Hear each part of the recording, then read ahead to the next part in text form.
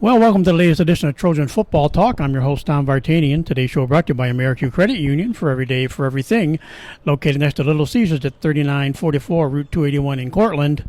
By the Cortland Voice, the exclusive media partner of Trojan Football Talk. For all your local news and sports in Cortland County at no cost to you, check out CortlandVoice.com. By the Royal Auto Group on Route 281 in Cortland, the home of no hassle, no razzle-dazzle. Check them out at RoyalAutoGroup.com. By Yeaman Real Estate at the entrance to Yeaman Park off I-81, exit 11 in Cortland. By DJ Philly C. Make your wedding, party, or event extra special with the best DJ in the area. Contact DJ Philly C at 607-745-4346. And by Nikki C's Hometown Pizzeria and Meatball Shop on Route 281 next to Hobo's in Homer. Find them online for fast, secure ordering or call 607-749-5300. They have a unique menu with dietary specific options. Nikki C's, your grab-and-go specialists. Well, it's just kind of funny how this has been working out as we are getting closer to the start of the high school football season. We're still going back into the archives, and I don't ask me. Just the way it's worked out. It's the third member out of four of the backfield I told you about when I did Tony Aguilar, of Tony and the three Matts, and we've had one of the Matts, Matt Cahey, on, and joining us today, he's a 1995 graduate of Homer, and another one of the Matts, Matt Cutia. Welcome today, Matt. Thank you for having me. Thank you for having me, and it's kind of funny when you talk about back into the archives. You're reaching way back now, so thanks for having me. Obviously, the big thing, everybody, we talked to everybody, about how they got involved in football. And I know a lot of people. It's been through the small fry program, so I'm assuming that you came through the program as well. It's no different for me. Yeah, certainly. My days in beginning football start way back with the small fry system locally around this community. And when I was a kid, I got picked up by Ray Doty, and I played for the Bandits, which was the start of my career. And going even long before that too. Obviously, just getting involved in the game, watching football with my family, my father, and playing in the neighborhood with the local kids, and that was the real beginning, I guess you can call it. Well, back when a lot of us, I remember when I was growing up. I grew up in the '70s, and now I hate winter, but I can remember being young, we'd go out and find a field, and about 7 or 8 of us in the neighborhood would get together, and you're playing knee-high snow, and you didn't care. But now it doesn't work anymore like that. The cold weather, so. yeah, it's the same for me. Back in the day, it was rain or shine. You get out in the street, you throw the football around, and that's the name of the game. So, what do you remember from those days? Any highlights or anything that stood out from you as you played back then? Oh, when I was younger? Yeah. Oh, there's plenty of memories. I think probably the biggest moment for me was just to have that first chance to be able to put pads on. When you're a kid and you start to think about what's possible. You watch games on TV and you watch all the famous players at that point in time, and you always dream about the possibility of putting pads on. So I think probably one of the most special memories is that first time you get to put pads on. You get a helmet handed over to you, you get some shoulder pads and the football pants, and all of a sudden it gives you a picture of what's possible. And for me as a young kid back in those days, you're 8, 9 years old, and all of a sudden you got these things that you see on TV for the first time, and next thing you know, you're sleeping with them, and you're dreaming about what's possible, and then you get to practice with the team, and next thing it rolls into a game, and the next thing you know, you're rolling from there. I just don't know why this just popped in my head. You're talking about the old days and playing with the friends and stuff back in. I remember having my different things. We had the one mother in the neighborhood could paint really well. So all we had to do was take her helmet, and she'd paint our helmet whatever we wanted, and just for whatever bizarre reason back then, I liked Joe Cap with the Vikings, and so I did the Viking thing, and I figured at that age I could jump over guys as they tried to tackle me, kind of like he would try to do, and it didn't work quite as well as it did for him, but yeah, no, you think back to things like that, and it's just comical. So, and of course now we know how big the youth program still is here in Homer, and back in those days, the kids now get to come out and line up on the field and stuff, for youth day at one of the home games and are part of the game kind of that day and stuff. Who were some of the guys you kind of looked up to back that played at Homer when you were young like that and starting to come up and learn about the program more? Yeah, that's a really good question. And thinking back on it, when I was a kid, just thinking right now, retrieving those names. One of the big names was Derwin Pitts. He was always one of those guys that was in the backfield and would be the guy that had the ball in his hand constantly and would always run up and down the field. You'd watch him run. He'd dodge guys and juke guys, and he'd run from left to right, and he'd always be the guy scoring touchdowns, which is always, as a kid, that's what you want to do. And when you see a guy under the lights on the field at Butts Field and you see that, it's what you strive for. So that's probably one name, at least initially, that I can look back and think about. Another name is Mike Jasper. He was the guy that would always play either linebacker or on the line. He was always that big, tough defensive player that you'd see, and would always make big plays. Who else? I think the player's name at that point was Mike Woodward. He was the guy that was a kicker, I think, and those are three names that I can at least at this point recollect. And then as you start to grow older, you start to get into junior high, and then you look at names like Mike McGrath and there's plenty of them back there, that's for sure. Well, we get going here. I'll be jogging your memory with a bunch of names here pretty soon. All right, good. Michael Withers was just going, yeah, and he had like nicknames for half the linemen we talked about. They had nicknames, it seemed like, for everything. So, so you got to after got through elementary school and you got to the junior high level.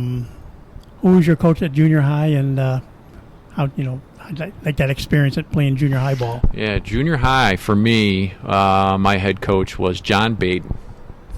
John Baden was my head coach in junior high. And at that point, for me, it was kind of funny, only because I was prevented at that particular point when I got into 7th grade, which is when you're traditionally starting junior high / modified football. That's when you're able to move into to play junior high football. But there was an age restriction at that point. I don't know if there still is right now or not, but when I was coming up, I was a year young for my grade, essentially. So I'd played small fry football up to the point where I turned 11. And I was ready to go in the summer, going into 7th grade to play junior high football. And I was preparing all summer to go ahead and get onto the team. So in the summertime, that's when you go to the gym, you get your equipment, and you really start to prepare yourself for, getting ready for summer ball, summer preparation, summer camp.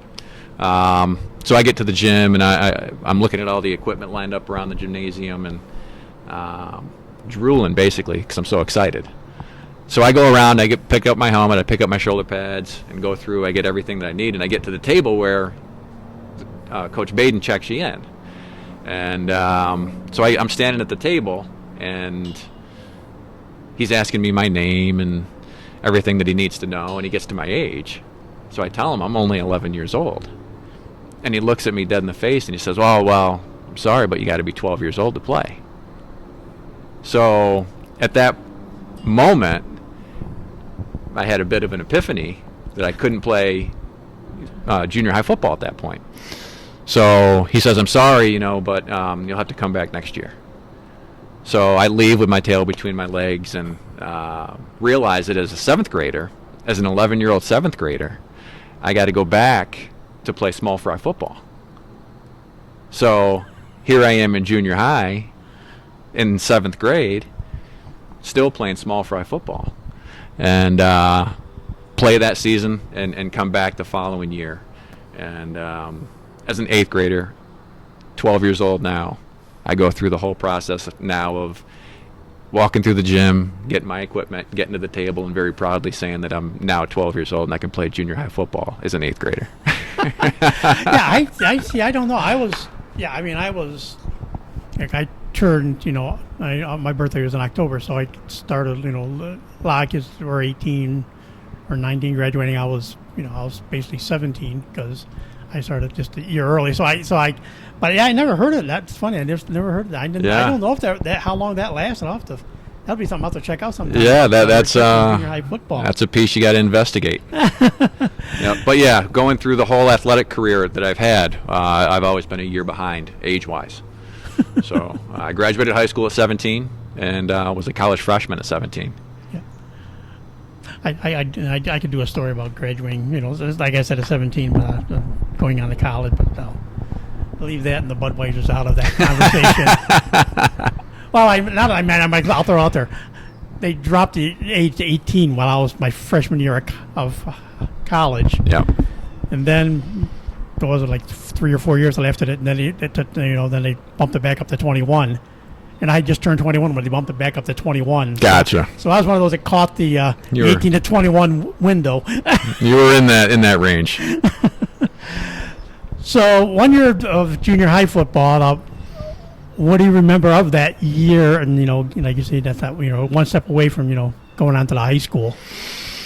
Oh, what do I remember about 8th grade junior high football? I remember it being a ball. I remember feeling so lucky to have the chance to play junior high organized football for the school, most importantly. Whereas up until that point, you're basically playing for what now I look back on as sort of a club team. But to have the opportunity to get involved for the school and to play for the school, it gave you a sense of pride, I think, at that point. You're wearing the blue and white jersey, you're wearing the helmet with the decal, and it feels real, and you have a sense of pride for it, and you feel like you have a great set of teammates, and you're all playing for a purpose, and you're all playing for a group of guys that you really enjoy being with. And so, like you said, your acceleration through football went quickly. You only got 1 year of junior high because of your age. Next year, you're a freshman. You're on the JV team. That's the only year you played JV football. What was that one season on the JV squad like? Yeah, that's true. So it kind of goes back to small fry. So I started small fry. And I guess I'm kind of going to answer this in a roundabout kind of way. Going back to small fry, you asked what some of my memories for football were at that particular point in time. Probably the biggest and most epiphanous memory that I would have had at that point in time is when I started to play small fry. I started off as a lineman, as a lot of guys do. You start off doing whatever you can do just to get on the field. That was one of the ways that I could. So I played the first small fry season as a lineman, and then that following year, my second year playing small fry football, I asked the coach sort of meekly if I could try to play running back, and he gave me that chance, and having the first opportunity to play as a running back was really, I think, a pretty eye-opening thing for me, and it set me off on a trajectory that I never looked back on. So looking ahead a little bit, as a JV football player, it was really the first chance that I had to step on the field and play offense, but also play defense as both a running back and then also as a linebacker. But I think the biggest thing that I'd remember from JV football is just the fact that it's sort of a continuation and preparation for the big show, or what you think as a kid is being the big show, which is going to be the varsity level opportunity. So that's really what I remember about it, is that it was a chance to think ahead a little bit and to enjoy your time as a JV football player, but also prepare for what I look back on now as being the big show, which is the varsity football program. Like you said, that was a 1 year run. Then, like all of a sudden, as a sophomore, just what were your first impressions? There were 4 of you: yourself, Brian Hollenbeck, Shane Humphrey, and Chris Scatino. That all came up as sophomores in 1992 on the varsity team. What your thoughts that you were called up to play varsity football as a sophomore? Yeah, at first it's very shocking, and at first I think you're intimidated by it because it's what you, as a kid, always think about. I grew up in the shadow of the high school, essentially, just a couple of blocks away, and when I was a kid, during those Friday night games, I could always look into the distance and see the lights on the field at night when the varsity games are going on.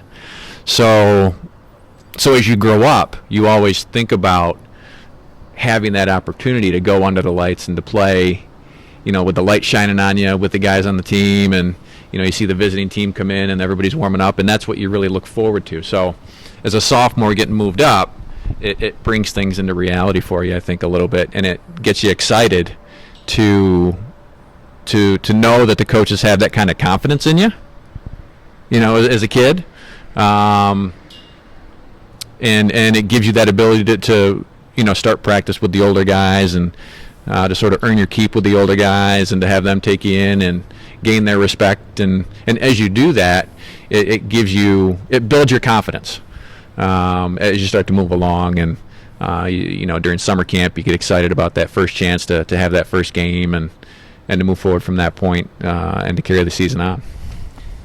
So that first year you guys go 5-4 during the season.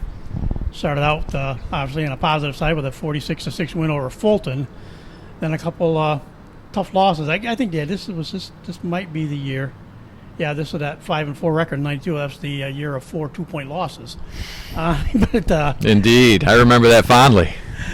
Like I said, second week it's a 12-10 loss to Whitesboro, then an 8-6 loss to Nottingham to start your career.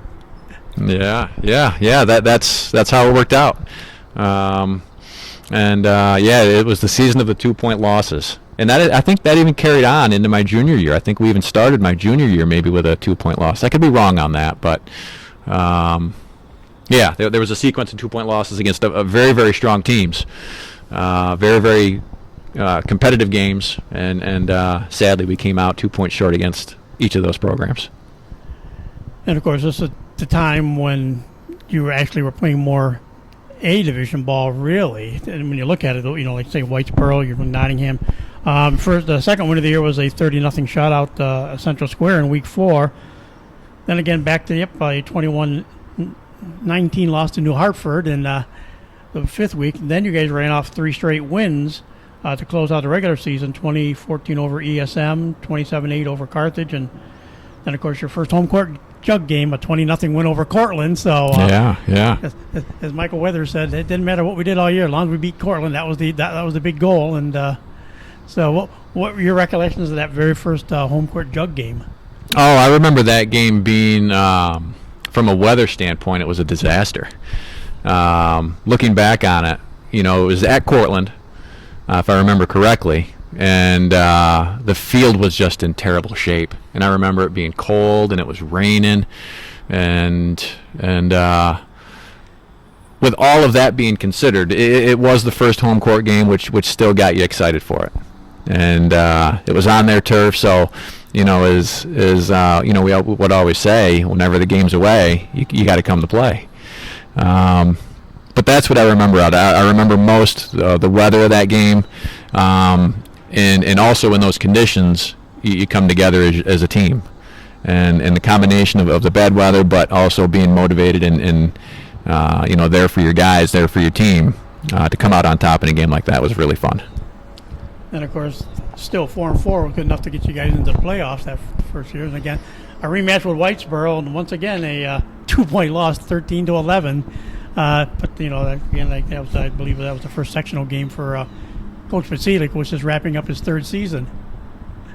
Hard to think that he'd be wrapping up his second season. Second season? Third season at that point. He must have been a young man back in those days. Could still be going at it now. Good for him. But yeah, all those 2-point losses, and to end the season on a 2-point loss was sad. But considering the fact that it was his first sectional game, there's the silver lining. And yeah, he'd been with the program since about '83, I think, is when he started with the program. He got a student teacher's job under Coach Norris, and then kind of worked his way, through as with the varsity assistant JVs, and he kind of worked his way up. Like I said, after once Paul Beladoff left there after that 1989 season, Coach stepped in and. Vasilic, and there we say starting season 32 this year, I believe it is. Boy, I'll tell you what, starting that long ago, after that, 32 years is a long run And I think he's just as excited now as he was back in those days. Yeah, There's no doubt about that.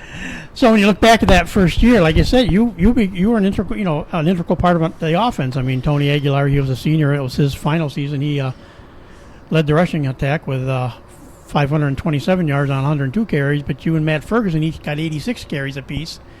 Matt had 459 yards. You had 403 yards that season. And then, of course, the third Matt Kay, he had 36 carries. He was more the fullback, I believe, that year. He was 36 carries for 179. And you were right there in receiving, too. You were number 3 in receiving behind Michael Withers, who had 12 catches for 156 yards. Matt Kay, he had 8 catches, 101 yards. And you had 6 catches there for 63 yards. So you were right. You weren't, like, waiting around that first year. They weren't just, like, not times now. You see some of the younger guys, they get brought up a lot of times. They're the punt return guys or the kick return guys, special teams, and maybe sprinkled in some. You were right involved in the offense that first season. Of course, it was really the first full year for Gary Loudon, a quarterback also. That's true. Yeah, no, I think, I started in the backfield that year. You know, I was brought up as a sophomore, and I didn't know this going into the season. I didn't know that they would have been looking as coaches into filling any spots in the backfield. And that was one of the most surprising things that was in my mind when the season started and they asked me to come up was the fact that they were looking for someone in the backfield, and ultimately, it was me that ended up back there. But, you mentioned those receptions. I think every one of those 6 catches that I had was a screen pass. So that was a funny thing that I was always involved in, was those screen passes. And as we said, and I started doing this, and we just kind of go through it more just because of the fact that it was kind of the way things, no matter what the team did, they really became a focus with the sectional teams that Homer had here in the 2000s. But you look at guys that are in the backfield, and it just, again, names, one of the senior linemen was Glenn Anderson. Another one, Rocky Bourne, was back there. Chad Davenport was another one of the seniors that year on the line, as was Jake Gabler. Frank Loki was another one of the senior linemen. Alan Masters and Dan Zeck. They were seniors, but then had a good group of juniors as well. Joe Barbarito was in that mix, along with I hate this because they're not by number, they're by name, so you have to kind of jump all over the place. Steve Foster was another one of the linemen. Matt Kinney, Jason Kinthasing, I forgot. Mikhail could say that name left and right, and I had trouble with it still. No, that's right. You hit the nail on the head. Jason Kinthasing. Tim Klein was another one. Alan Masters actually was a junior. Phil Lunas was a senior on the line that year. Rob Midlow. Rob Midlow. Yeah, that's a name from the past. Dan Rader, another junior, and Casey Slade. Boy, oh boy. You saying those names, it brings back a lot of memories in and of themselves. Each guy, has, and that's what's so great about football, I think, is the fact that when you mention those names, it brings up an image of one, the person, the personality, and the kind of teammate that they were. Each of those names are memorable people, great people to this day, and every now and again, I'll cross paths with each and every one of those guys, and it always brings a smile to my face to see them. Great people, terrific people. Like we said, there was a lot of pressure that year on. Well, I don't know if pressure. Actually, he became the next starting quarterback because the year before Mike McGrath was a senior, 91. So it was That's Gary's true. first step in, and like everybody I've talked to so far said it was different. Yeah, Mike could run. Mike could do a little bit. Was very. Gary was much more of a in the pocket quarterback, but with a very good arm. That's true. Gary was definitely much more the quarterback type, where he'd sit back in the pocket. He could throw the ball a mile. He was always very, very accurate with the ball. What impressed me most about Gary was how intelligent he was with the game of football, and thinking back to Coach Baden at the junior high level. Coach Baden would always say that the best football player that he ever coached was Gary Loudon, simply because Gary always knew each player's responsibility on the field at any given moment. It didn't matter if it was a lineman, didn't matter if it was a tight end or a running back or a receiver. Gary always knew what each player should be doing on every snap, every play of every snap. And Gary had a terrific career. There's no doubt about it. He was a great quarterback. So in the next season, again, another Class A2 season, 4-4 overall, and you called it. You started out the season again, home game, opened the season with a 14-12 loss, again to Whitesboro. Again to Whitesboro. That's right. And then a 19-18 loss in Week 2 at Fayetteville Manlius. Yep. Then came back with the first win, 18-12 over Central Square. Then lost 28-0 to Hartford. But then again, another 3-game winning streak. They got good enough to make sectionals. Wins over ESM 26-6, Carthage 22-14, and another home court win 28-6 again over Cortland. This time at Buttsfield. Yeah, and we were very successful in those home court games. Those were always fun games because there was always a jug that we'd get at the end of the game. The winner would always get it, and that's what you play for. The crosstown rival. You always get very, very excited for those games and bragging rights really in the community. So they were always fun. And this year, the playoff game was at again, unfortunately, Whitesboro. Whitesboro was the latter day edition here of Casanova and VVS and a couple of these schools, but the first trip inside the dome for football, of course, and it wasn't a pleasant trip, as everybody has said that I've talked to that played in that game. 50-12 lost to Whitesboro, but your first thoughts about playing football in the dome? Oh, it was fun. It was fun, and thinking back a little bit, when I was a kid, when I would go to those varsity football games, those teams, when I was a young kid, were very, very strong teams and would win state championships in terms of their success. So they were very, very strong, and they'd always go to the Carrier Dome, and as a kid, being a supporter in the community and watching games and loving football, I would always go to the games in the dome.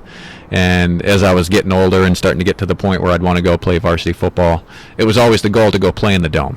That's what you kind of dream of, I suppose. So then to have the chance to play football in the Carrier Dome was sort of like a goal that you have to start the season, and then to be able to attain that goal just to play was an achievement in and of itself. It didn't turn out as you'd hope. But it was a terrific experience. There's no doubt about that.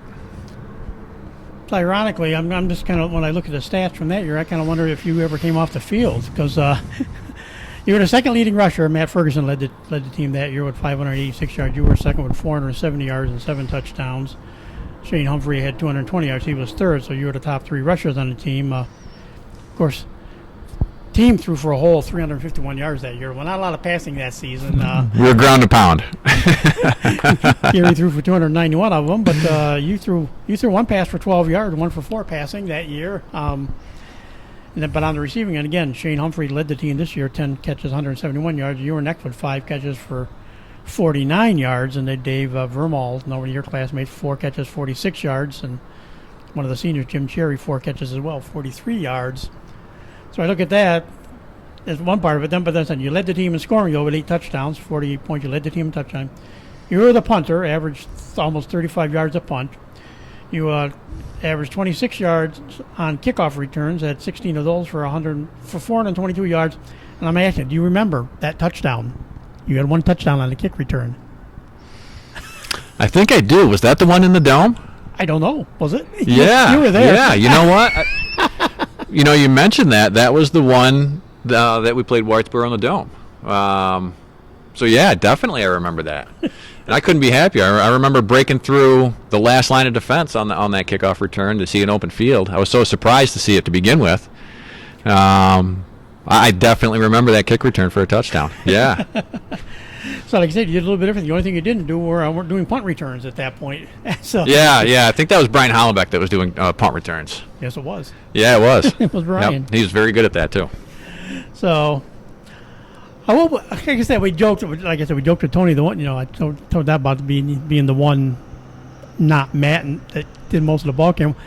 What was the relationship you guys had between you, Matt Kay, and like Matt Ferguson, that group, of course Tony as well before that? Oh, I think the relationship that we have as a backfield, was very good at that point. We were all friends to begin with. You go to school together, you see each other all day, every day. you're always running around the hallways, joking with each other, having a lot of fun with each other, and that sort of translates into what you see on the field as well. I just remember back in those days just having such a great sense of humor with those guys. I was a little bit of an introvert, still am, I think, to an extent. But as a kid, being able to hang out with guys that are more outgoing and extroverted was always fun for me. And obviously Tony had a terrific sense of humor. Matt had a great sense of humor. So we all had fun together. There's no doubt about that. And to be able to do that on the field was a terrific experience for sure. And of course, this year again we'll go through. Like I said, the guys that that helped get what you guys could get on offense. Just about 1,700 yards on offense on the offensive side of things. I'm just going to go in order this time. I'm not going to jump back and forth between class, but first two guys were a couple of juniors that came up. Paul Contento was one of the juniors on the line, and Damien, you mentioned before, we're talking Damian Dovey. Yeah. Two linemen that year. Then again, Steve Foster was back for his senior year. Chris Frisbee, another junior lineman that year. Then again, Matt Kinney, Jason Kinsa Singh were the seniors were back along with Tim Klein, but and Corey Knickerbocker, a junior lineman that year. Nathan Leet, another new lineman that year, is a junior. Jeff Manning is a junior lineman. Alan McMasters is a senior. And the group, again, Rob Midlow, his senior year on the line. Then Chris Scatino, again, Scatino was a newbie on the line. And again, Casey Slade, of course, in his senior year at well, what was that group like to work with? No, again, it's a situation where, you think back and you hear those names and you still know the guys. I see a lot of those guys to this day, and thinking back to what we all did together as a team, certainly fond memories. But what I remember most is just being with them in the locker room and the sense of humors that they had, and the joking and the laughing that we'd always do in the locker room, and then when you get on the field, you prepare all week for the games, and to have that chance to be able to step on the field to play competitively with guys like that, and to win big games is always it's a fun thing to think about. So 2 years down, and now you're a senior again. You get to go with a new quarterback this year, because it was it was Gary Loudon's final year as a senior there in '93. So you go to the '94 year, your senior season, and best record of the 3 years, a 5-3 record. And this looks like you've kind of drifted back more into maybe either a realigned Class A, or I think it might actually been one of the first years in Class B, because but just the opponents were different. It started out with a 29-6 win over Marcellus, and then a 22-15 win over Chittenango the first 2 weeks of the season. Then, of course, Corcoran had to rear their heads up. They lost to Corcoran 42-25, but then again a win over ESM 26-0. So you guys started out that senior campaign, with a 3-1 record. Yeah, and actually, again, thinking back, if I remember correctly, Chittenango that previous year, I think they won the state championship for their league. So then when we found out that they were on our schedule for that next year, it was a very motivating game. On the heels of their championship or conference championship, or I can't remember exactly what it was, but to be able to win that game at home, I remember it being, was a very, very cool thing. But yeah, we started off that year very well and set us off on a pretty good path. Then, of course, the last 4 games, it was win-loss, win-loss. 15-7 loss to Fowler. That's right. And you wrapped up a 3-0 campaign against the home court jug games, a 34-14 win over Cortland. So each game kind of got a little bit more lopsided, at least in Homer's favor, for those 3 years you played in that game. Then there was a loss to Jamesville DeWitt, 28-23, and then closing out the season with a 40-13 win over South Jefferson.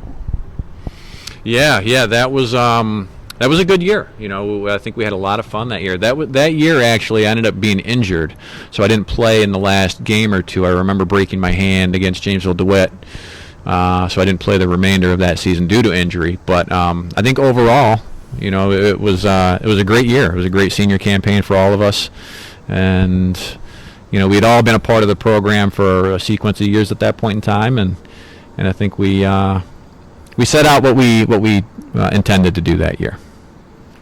Like I said, you led the team that year, rushing 103 carries for 153 yards. Shane Humphrey had 63 carries for 496 yards, and Brian Hollenbeck were the top three. He had 29 carries for 214 yards. You led the team, of course, with 11 touchdowns on the year altogether, and of course you also you're now again the kicker because you had 10 PATs that year also. I was the kicker that year, punter that year, and I did a lot of things. New quarterback.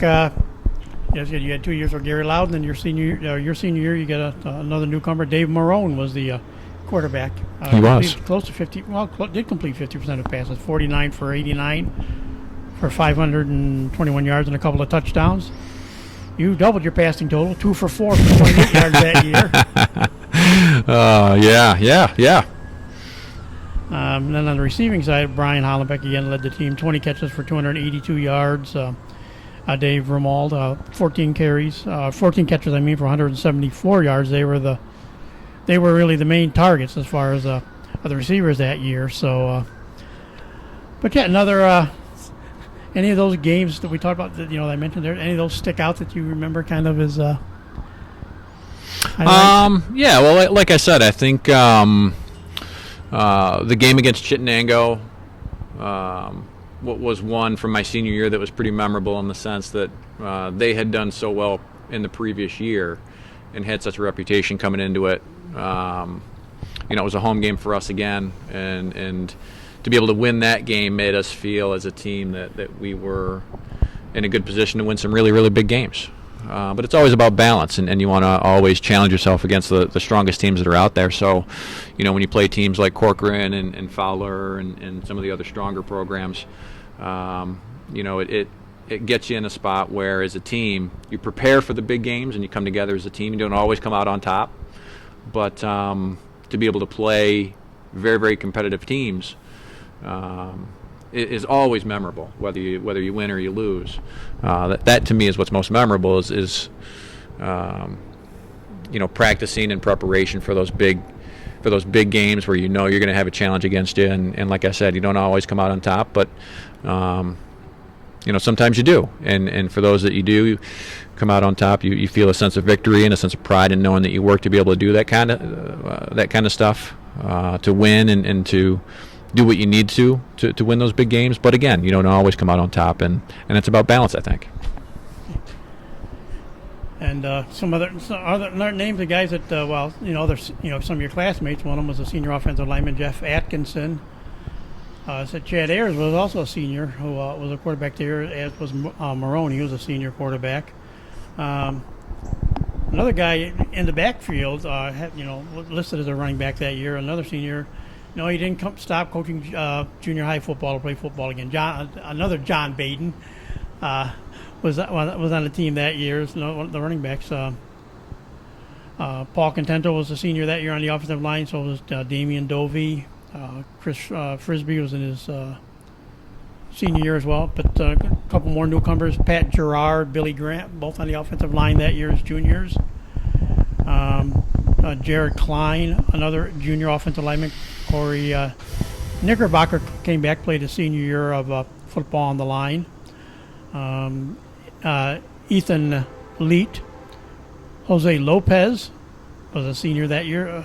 Ben McQueen, a senior lineman. Jeff Manning, a senior lineman. Pat McQuinney, another, he was a senior running back, excuse me. Then as far as the other linemen, two more seniors, Chris Chatino, again, as we said, and Aaron Smith. So, it was some new names that senior year, but it's kind of, I don't know if it was kind of the seniors said, let's go play football that final year. So a few new faces in the mix as well, but another solid group of linemen to help power the offense a little bit more, which is a critical part of the whole scheme. I think is Homer has always been and is to this day, and I think will always be to an extent. You're always a ground and pound kind of team as a Homer Trojan. And in order to be successful with that scheme, you got to have the guys up front that are going to put you in the position to be able to move the ball forward.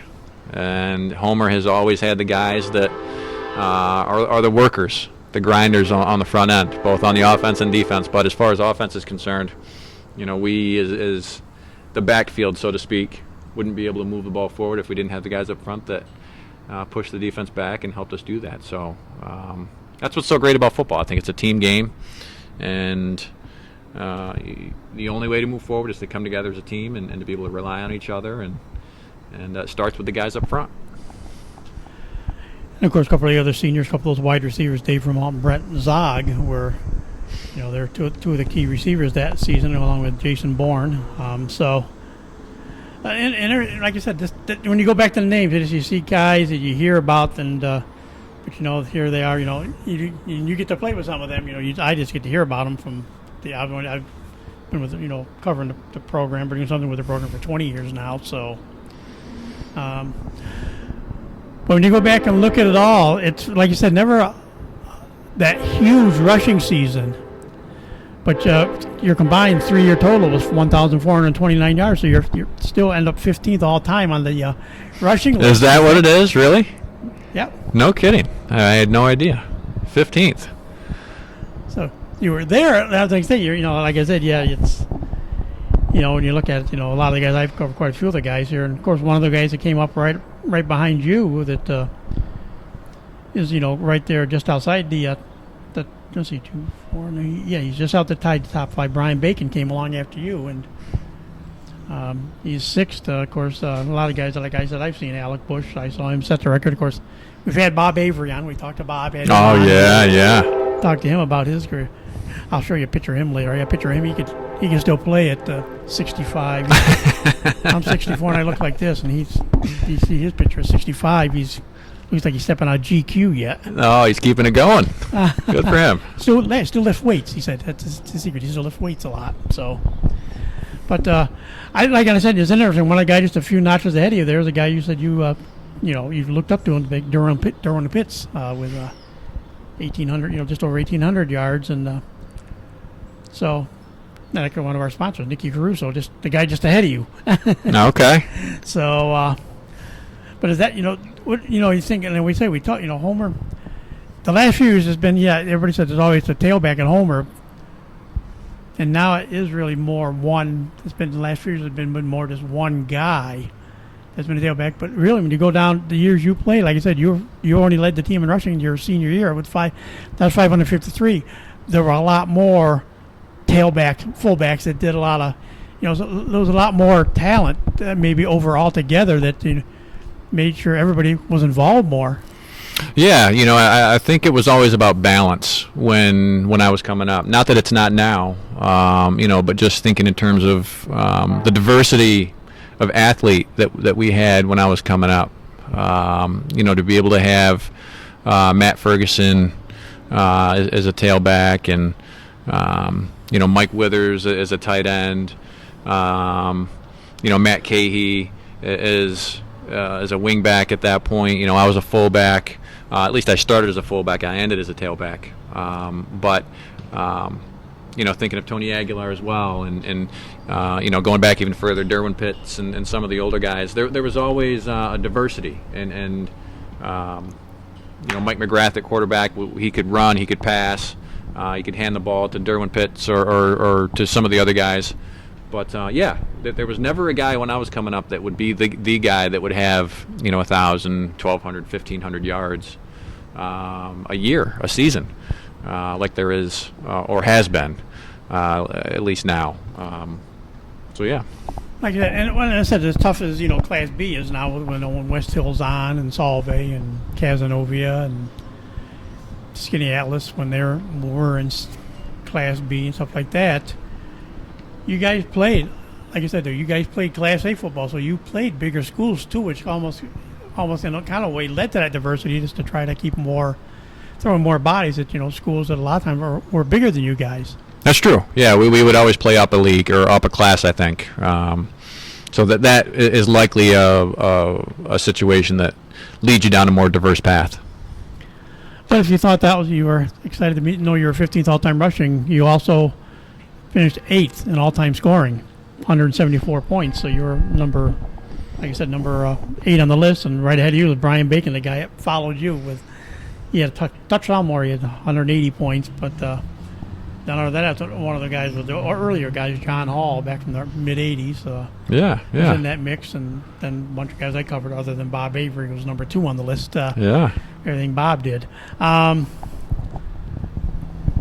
When you look back at the program, now you hear some of the names. We talk, refresh your memory of some of the guys you played with, and then just some of the names on these, on the records list. What are some of the things you go back and remember about playing Homer football now? Oh, there's a lot to remember. But the biggest things for me are some of the things that we've talked about already. You asked me what it was like as a kid, starting football. Then coming up through junior high and JV, and then back onto the varsity topics. But of those many things that I remember, some of the things that rise to the top, I think, are looking at the varsity program as a kid, and as a kid growing up just down the road from the high school, and during those Friday nights, you could look up the street and see the lights on the field, and dreaming about the possibility of being a Homer Trojan, playing under those lights, and to be able to do some good things and hear the crowd and to live the culture, so to speak. And then as you grow, you start to get led into the program. You start as a small fry football player that leads into the junior high level, and you start to get a sense of what it means to wear a blue and white jersey, and then you move from junior high into the JV, and you watch the varsity practice, and you go to the games, and you see what happens under the lights, and then eventually, you get that chance. But I think that's one of the things that rises to the top, is just the growth of living through the system that's got such a long tradition. And then just additionally, being in the locker room with the guys. You're going to school with the guys. You're laughing and joking in the hallways, and getting yourself ready for practice. And ultimately, getting on the field and practicing and working together, and having fun together on the field, and being competitive together, and winning together, and achieving your goals together. I think those are the biggest things for me that rise to the top, are just living in the program, growing with the program, and just being with your teammates day and night, during school and in the locker rooms together, and laughing and joking and working together, and ultimately achieving together. I think those are the biggest things.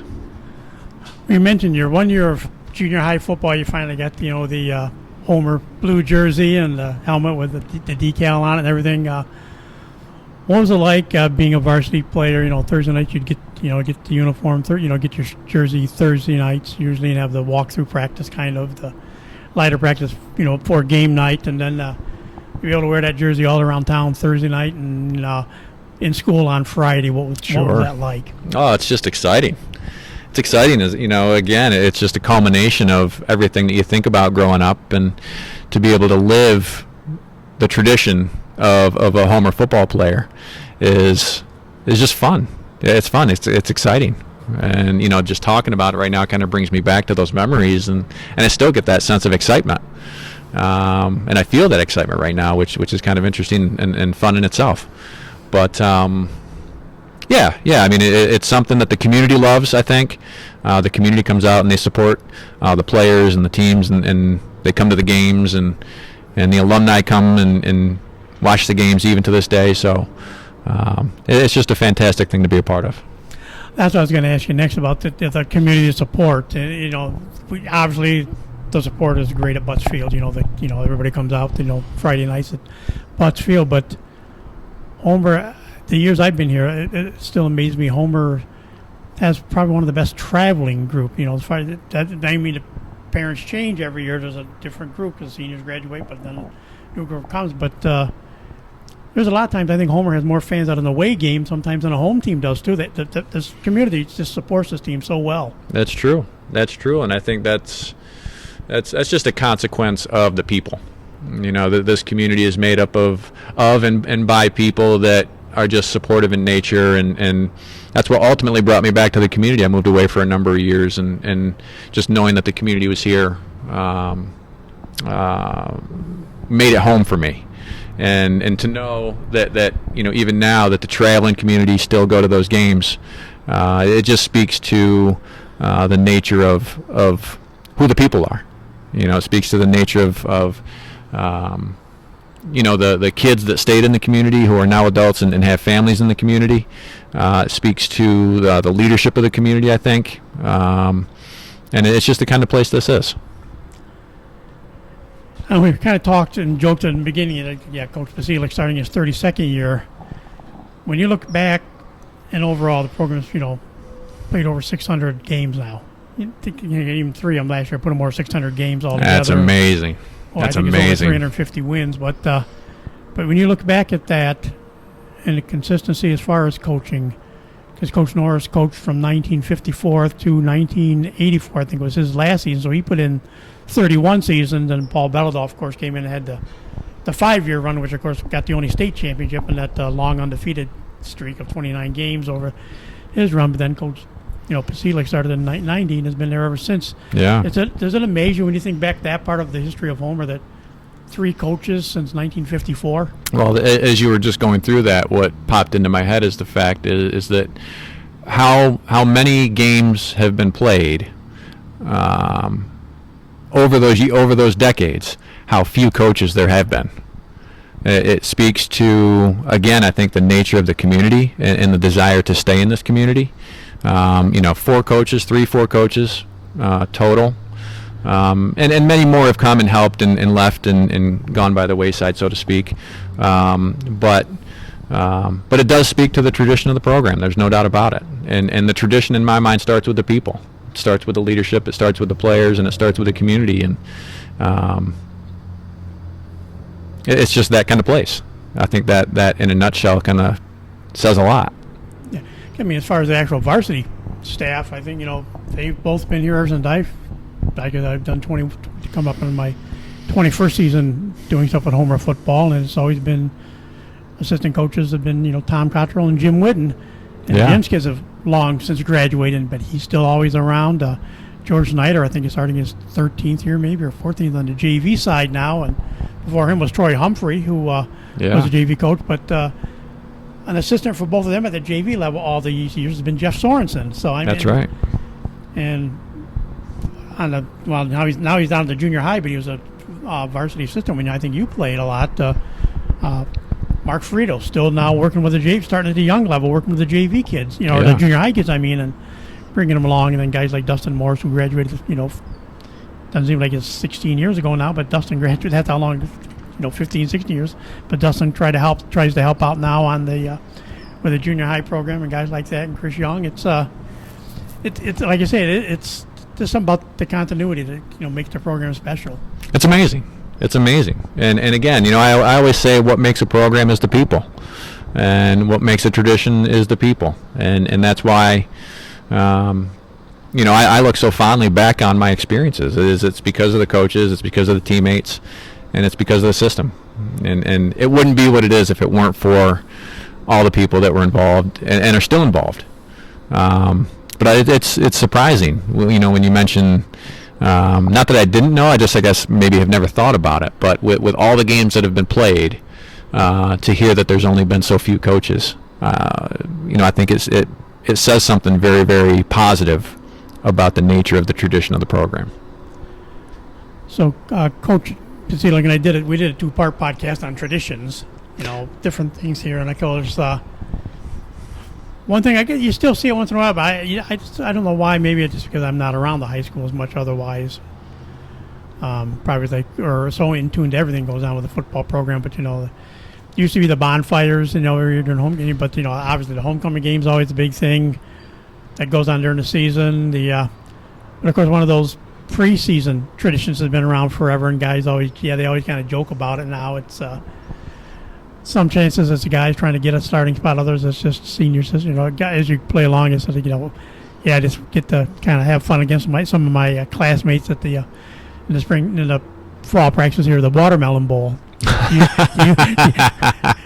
I knew you were going to say that.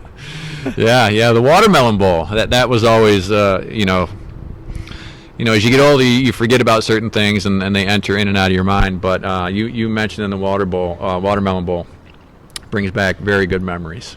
Yeah. Inter-squad scrimmages, preseason, and at the end of it, you're always, you always know that waiting at the end of the Watermelon Bowl, there's going to be piles of watermelon waiting for you to dive into after you stress yourself out physically in the hot summer sun, and you know that's waiting for you. So that's a very, very positive memory. There's no doubt about that. Well, as we're talking here next week, because this podcast will be out fairly quickly here, but next week is the first week of preseason. So it's another season. What was other than the off season, all the different training things that coach like people, players to be involved in, as far as training and everything. What was it like this last week before you knew, hey, Monday we're going to start, a week of conditioning, which is not always the fun part, 5 days of conditioning, but then the sixth day, that Saturday is always hit day, the hit day where you get to throw all the pads on. But what goes through your mind just as you're getting ready now to, start another season, for a preseason part of it? Well, I think it's all thinking of the preparation that you've done all summer long, leading into that first week of summer camp. So, a little bit of dread leading into it, obviously, because you know what's coming. But it's also exciting at the same time, knowing that you're going to be able to be with your team. And you're going to go through what at that point for me was double sessions. We would practice in the morning for a few hours, do some conditioning in the morning. You'd have a little bit of a break midday, and then you'd come back in the afternoon for more, essentially. That hadn't changed. No. But you were always excited. There's no doubt about it. But knowing what was coming, you'd be going into it with your tail between your legs, knowing that you were going to be running up and down the field all day, every day. Like I said, you're in the backfield, but also you played linebacker. You played linebackers on defensive side, so you were on the defense side of the ball too. Were there any thoughts of playing football in college? I know you went a different route and paid off pretty good for you going to Syracuse to play lacrosse. But, sure. Did you have any thoughts of maybe playing high school football in college? It was a thought. Yeah, it was certainly a thought, and it presented itself as an option, I think, to an extent. So certainly the thought was there. I had also thought about being a double sport athlete in college at one point. But ultimately, my vision settled on being a college lacrosse player. And I was fortunate enough to have that chance to be able to achieve a goal that I'd always had growing up. And that's the path that I took. And that's something we will explore on a TV and the Net podcast in the future. We do. When we talk lacrosse, well, it's actually kind of funny. We talk about the, Tony and the three mass in football. Well, for the longest time until I think Carl Zimmerman came along, and of course Dante Iacovone, a guy, ironically, you get to work with now in college. Dante, to this day I work with Dante. For many years, the standard was the Matt and Matt show. You and Matt Ryder were considered the lacrosse gods of Homer as well. Oh yeah, well, Matt Ryder was one of the players that, as a kid, I would always look up to and emulate. So I followed in his path, and then after me came many, many others who've gone on to have some very, very successful careers in lacrosse. But Dante's a young man that I continue to work this day with, for sure. If that doesn't give you a hint, he's an assistant coach with the Cortland State SUNY Cortland men's lacrosse team right now, and that's been fairly recent. How have you liked that experience? We'll throw that in here just as we wrap up things. Yeah, I've loved it. I've had the good fortune to be able to work with the Cortland men's lacrosse team for a few years now, and it's been great. I love coaching the kids, and I'm looking forward to the future. There's no doubt, and at the moment, talking here about Homer football, mentioning Dante Iacovone's name, there's a number of guys on the team that I coach at this point that have come through the Homer football system. Dom Natalie is one name. Jake Rivers, who was a terrific football player with Homer as well. Dante played football. And then before Dean Riley beforehand, Dean Riley was there, and Justin Wainwright. Yep. Is another name that's a Homer product. So, it's been fun. Well, I'm glad we could take this walk down. Like I said, we'll talk more lacrosse when we do a TV on the Net podcast. But thank you for taking time to go down the memory lane with Homer football today with me. Oh, it's been a real pleasure, and thank you for the invite. And I look forward to reconnecting and doing this again sometime. And just to say one more time, I know you had to go way back in the archives, so I appreciate it. And with that said, that'll do it for this edition of Trojan Football Talk. Today's show brought to you by AmeriCube Credit Union, for every day, for everything. Located next to Little Caesars at 3944 Route 281 in Cortland. By the Cortland Voice, the exclusive media partner of Trojan Football Talk. For all your local news and sports in Cortland County at no cost to you, check out CortlandVoice.com. The Royal Auto Group on Route 281 in Cortland, the home of no hassle, no razzle dazzle. Check them out at RoyalAutoGroup.com. By Yemen Real Estate at the entrance to Yemen Park off I-81, exit 11 in Cortland. By DJ Philly C. Make your wedding, party, or event extra special with the best DJ in the area. Contact DJ Philly C at 607-745-4346. And by Nikki C's Hometown Pizzeria and Meatball Shop on Route 281 next to Hobo's in Homer. Check them out online for fast, secure ordering or call 607-749-5300. They have a unique menu with dietary-specific options. Nikki C's, your grab-and-go specialists. So for my guest, Matt Cutia, and yours truly, Tom Vartanian, thanks for listening, and we'll talk to you again soon.